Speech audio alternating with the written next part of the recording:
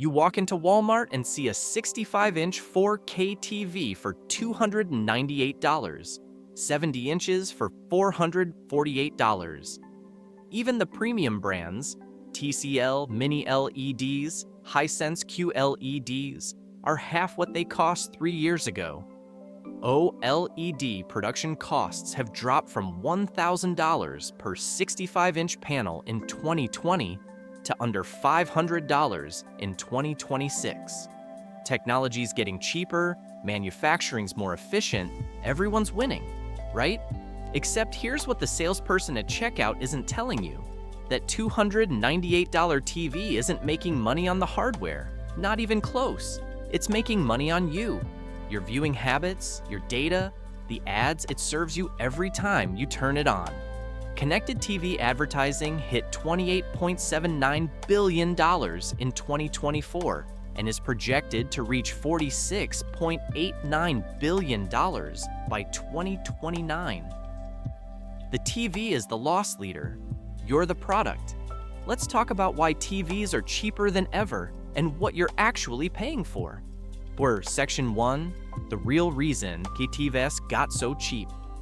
First, let's be clear, TVs have gotten genuinely cheaper to manufacture. LG Display has achieved a 30% year-over-year reduction in production costs through expanded production lines and improved efficiency. Panel prices have plummeted. Manufacturing has moved to China and Vietnam, where labor costs a fraction of what it did in Japan or Korea. Scale has driven down component costs across the board. But here's the thing that matters. Even with manufacturing improvements, a decent 65-inch TV with local dimming, quantum dots, and proper brightness should cost around $600 to $700 to make and sell profitably. So how is Walmart selling them for $298? The answer is subsidization. TV manufacturers are selling you hardware at or below cost because they're making money on the back end through advertising and data collection. Your TV isn't a product anymore, it's a portal, and you're the subscription. Smart TV ownership is forecast to surpass 1.1 billion households by 2026. That's not just impressive market penetration, that's 1.1 billion households whose viewing data can be sold to advertisers. Every show you watch, every pause, rewind, and fast forward, what time you watch, how long you watch, it's all being tracked, analyzed, and monetized. Platform monetization through connected TV advertising now subsidizes hardware prices, helping brands defend unit share against aggressive price compression. So translation, TV brands can afford to lose money on the TV itself because they're making it back by selling your attention and data, and the numbers back this up. Connected TV captured 76% of all US digital video ad views in the first half of 2023, far exceeding mobile's 13%. Advertisers have figured out that the big screen in your living room is prime real estate, and they're willing to pay top dollar for access. Roku OS devices accounted for 38% of programmatic ad sales in Q1 2025.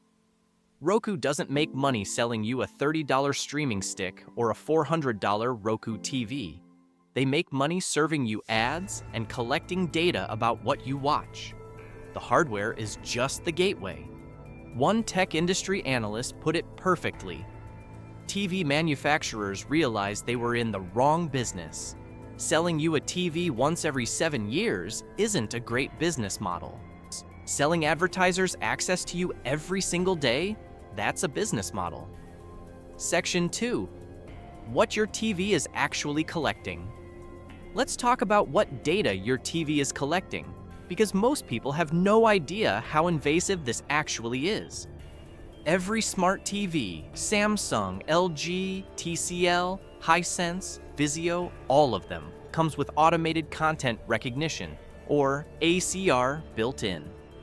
A CR takes screenshots of whatever's on your screen every 500 milliseconds and sends that data back to the manufacturer. It doesn't matter if you're watching Netflix, playing a video game, working on a presentation through HDMI, or watching a DVD. The TV is capturing it. That data is then analyzed and sold to advertising networks. They build profiles on you. What genres you prefer, what time of day you watch, how long your viewing sessions last. Whether you binge watch or prefer shorter viewing, whether you're a sports fan, a documentary person, a reality TV addict, and it's not just what you watch. Smart TV operating systems also collect device data from anything connected via HDMI, including game consoles and streaming sticks. Your TV knows what gaming console you own. It knows what streaming devices you use. It knows what apps you open and how long you use them. Some TVs even have cameras and microphones built in for smart features, like video calling and voice commands. TCL and Samsung have shipped models with webcams. And yes, those can theoretically be hacked. Security researchers have demonstrated remote access to smart TV cameras multiple times over the past few years. Now, manufacturers will tell you this data collection is anonymized. They'll say they're not tracking you personally, just aggregated viewing trends. That's technically true, but functionally meaningless. Smart TV data can be tied to specific IP addresses, which can potentially identify individual households. And here's where it gets even worse. Most people don't know how to turn this stuff off. A CR is enabled by default on most TVS. When you set up your new Samsung or LG, buried in the 47-page terms of service you didn't read, there's a checkbox that says something vague like, "Help us improve your experience," or "Enable smart features." You click yes because you assume it's talking about software updates. Nope, you just agreed to let the TV spy on you. One Reddit user described finding out about ACR after 3 years of owning a Samsung TV. "I had no idea my TV was screenshotting everything I watched. I never got a clear explanation during setup. Just woke up one day and realized my TV had been collecting data on me for 3 years without my knowledge. Feels like a massive violation." And manufacturers know this is creepy, which is why they bury the opt-out settings. On LG TVS, you have to navigate through Settings, then All Settings, then General, then Live Plus, then toggle off Live Plus data. On Samsung, it's Settings, Support, Terms, and Privacy, then find Viewing Information Services and disable it. Most people will never find these menus. Section 3, the advertising machine. But data collection is just the foundation. The real money is in advertising. Connected TV advertising spending in the US reached $28.79 billion in 2024 and is projected to surge to $46.89 billion by 2029. That's almost a doubling in 5 years. And it's not hard to see why. Connected TV now captures 76% of all US digital video ad views, making it the single most important advertising channel in the country. Here's how it works in practice. You turn on your TV. The home screen loads. Before you even open an app, you're seeing ads. Roku's home screen is plastered with sponsored content. Samsung's Smart Hub shows you ads for streaming services and products. Fire TV puts ads front and center. Then you open Netflix or Hulu or YouTube. More ads. Ad-supported streaming has surged, with 86% of consumers taking ad-supported tiers when offered. Free ad-supported TV platforms like Tubi, Pluto TV, and the Roku channel reach about 111 million monthly US viewers. And the ads are targeted. Because your TV knows what you watch, advertisers can serve you specific ads based on your viewing profile. Sports fan? Here's ads for beer and trucks. True crime viewer? Here's ads for home security systems, cooking shows, kitchen appliances. Around one-third of users have purchased a product after seeing an ad on a connected TV. That's insanely high conversion compared to mobile or desktop ads. And it's why advertisers are pouring money into this channel. But here's what bothers me most. You already paid for the TV. You're not getting it for free. Yet manufacturers treat you like you're the product, not the customer. One frustrated TV owner summed it up.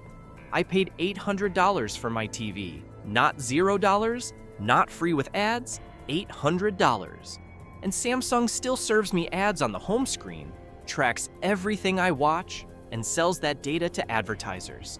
I paid for the privilege of being advertised to in my own living room. And it's getting worse.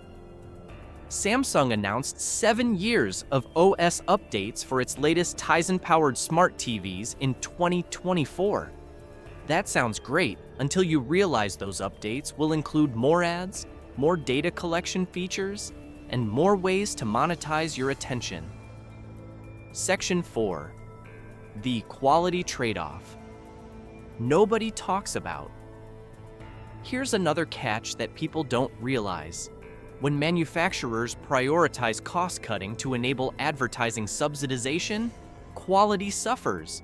Those $298 TVs at Walmart, they're using the cheapest panels available. No local dimming or maybe 10 dimming zones instead of 100. Budget processors that struggle with upscaling. Backlights wired in series so one dead LED kills the entire screen. Capacitors rated for 20,000 hours instead of 50,000.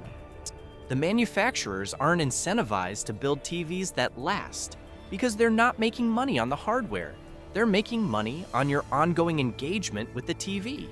If it breaks in 3 years, that's fine. You'll buy another one and they'll get another advertising platform in your home. Display panels make up about 40 to 50% of the overall TV manufacturing cost, and panel prices increased in January 2026.